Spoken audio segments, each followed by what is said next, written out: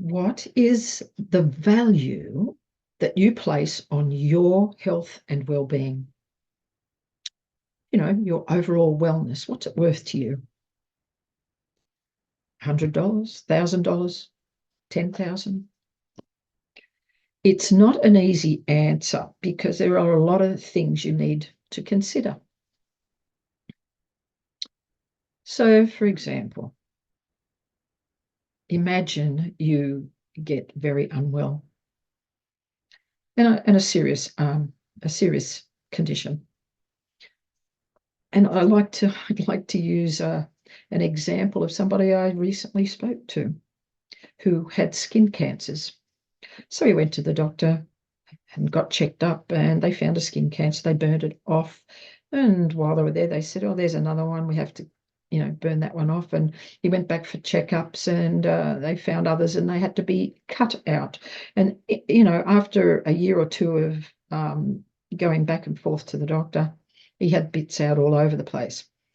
Not just that, but a big bit out of his pocket. You have to imagine how much this all costs. So then they discovered a melanoma on his scalp. So he had to go for an operation. He had to go for a test first, and they had to investigate that. And then he went for an operation. And that was not particularly successful. They realized they hadn't got it all. So they had to go back and cut into his scalp and right down to within a millimeter of the bone. And they still didn't get it all. So think about the cost of all of these things. So you've got your anaesthetist, the surgeon, the hospital stay, any drugs that you need to buy, radiation, chemo, follow-up visits to the doctor, specialist charges, and they charge like wounded bulls, right? So all of this is adding up to many thousands of dollars. And I think the person that I spoke to spent in the vicinity of $50,000 to $100,000. It was keeping him broke. So, being unwell today can cost a large amount of money. So it's better to try and avoid going down that path and staying well. And the only way you can do that is to take a proactive approach to your wellness.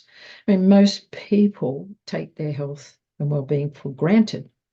It's just something that's there. They don't even pay any attention to it because they're well. However, over a period of time, their wellness declines, and then they find they're unwell, and then they finally do something about it. But it's harder to get back to being well. It would be much better to actually stay well, which is the approach that I like to take and encourage everyone to follow. So I would love to help you and to stay well. And if you're not 100%, I can help you get back to a better state of wellness. And I have a lifetime of knowledge, experience, expertise, lots of strategies that I have used in my life, and they work. So I would love to share those with you so that you can have the quality life you deserve. Anyway, I am very pleased that you're here. Take a look around on this page, read down, and you'll find 2 choices down there. Pick the one that suits you best.